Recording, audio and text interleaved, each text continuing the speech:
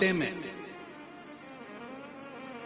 महीने भर में एक दिन ऐसा बनाओ, अगर मेरा भोलेनाथ तुम्हारी नहीं सुन रहा है तो एक लोटा जल, एक दुर्वा और एक बेलपत्र, ये 3 चीजें लेकर।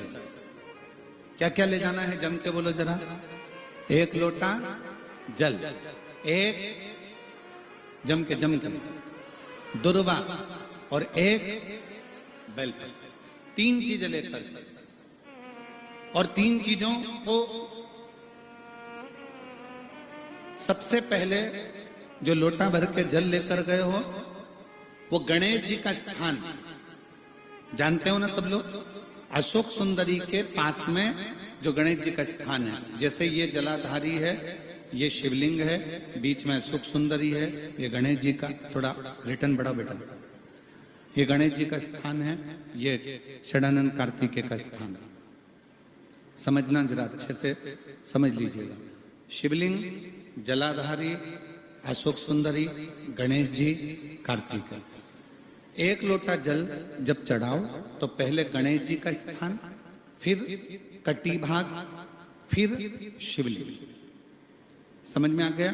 गणेश जी का स्थान, कटी भाग, जलाधारी, फिर शिवलिंग। दुर्वा गणेश जी के स्थान पर समर्पित कर दो और बेलपत्री अशोक सुंदरी वाली जगह पर समर्पित कर दो। ये 3 चीजें अगर आप 2 हफ्ते में, 1 महीने में अगर एक बार भी अगर करते हो तो देवाधिदेव महादेव आपकी मन की कामना पूर्ण जरूर करते हैं, ये निश्चित। उसका एक पत्र इसका आया है, बड़ा सुंदर है, देखिए।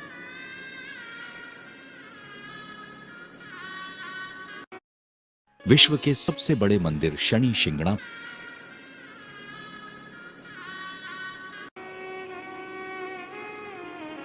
तुम्हारे पास में अगर कहीं शिव का मंदिर हो, शिवालय हो, शंकर का द्वारा हो, शिवालय हो, तो मेरा मोहल्ले में रहने वाली माताओं से निवेदन है कि हफ्ते में एक दिन ऐसा निकाला करो, या तो सोमवार या कोई दिन ऐसा निकाल कर, रविवार, शनिवार, कोई भी दिन निकाल कर मंदिर में बैठकर 2 मिनट, भले 5 लोग हों, 4 लोग हों, 3 लोग हों, सामूहिक में बैठकर, एक साथ बैठकर श्री शिवाय नमस्तु, श्री शिवाय नमस्तु, सामूहिक बैठकर भगवान का भजन किया करो, सामूहिक बैठकर।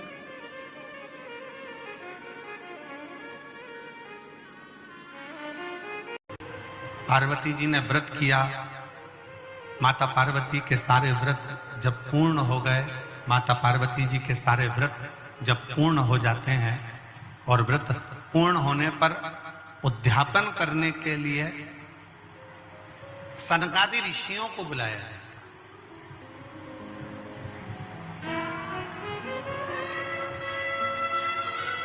उसमें से सनत कुमार आते हैं और सनत कुमार आकर उद्यापन कराने के लिए बैठ गए। अब पार्वती जी ने बड़े भाव से, बड़े दिल से, बड़े हृदय से, बड़े आनंद के साथ व्रत किया और उस व्रत का उद्यापन स्वयं माता पार्वती जी कर रही हैं। सनकादि ऋषियों को आमंत्रित किया गया कि इसका उद्यापन आपको कराना। अब उसमें सनत कुमार आए और अध्यापन कराने के लिए उन्होंने पूरा जो जो लगता है, जैसा जैसा लगता है वैसा वैसा उन्होंने क्रम किया।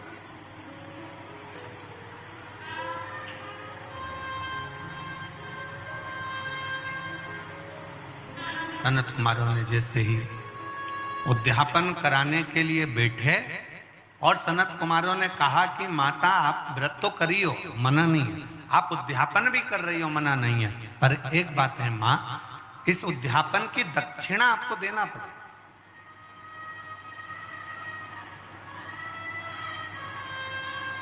और बिना दक्षिणा के कोई उद्यापन लगता भी नहीं।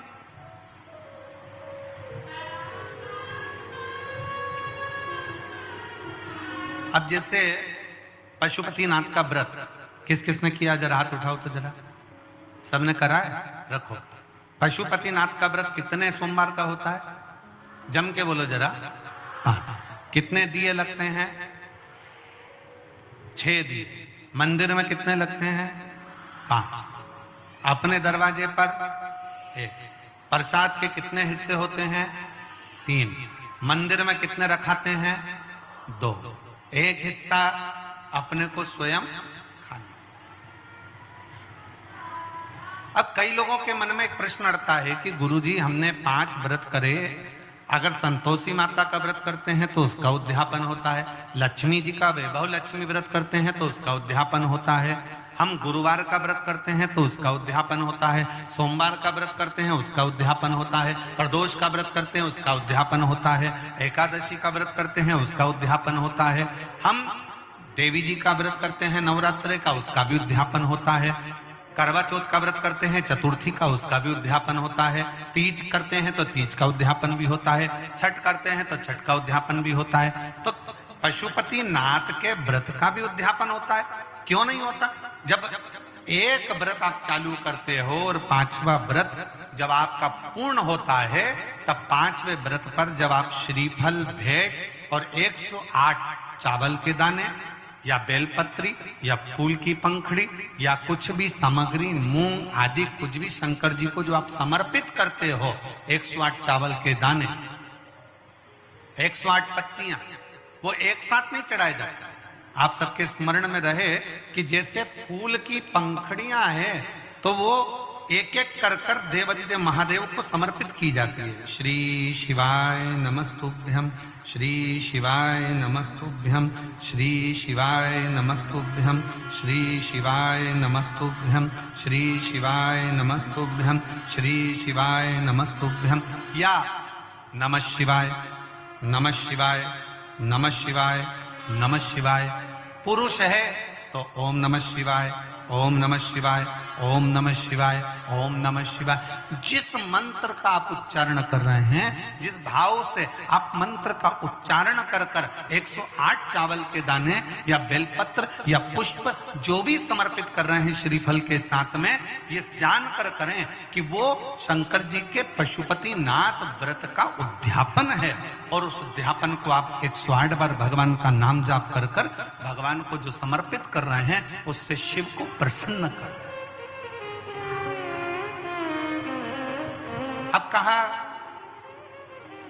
पार्वती जी ने जैसे व्रत करा और सनकादि ऋषियों से कहा कि आप इसका उद्यापन कराओ, सनकादि ऋषियों से कहा कि आप इसका उद्यापन कराओ, सनत कुमारों ने कहा कि इसका दक्षिणा लगेगी। अब आप जब पशुपति नाथ का व्रत पूर्ण कर लेते हो तो दक्षिणा भी लगती है। इसलिए आपसे क्या कहा गया था कि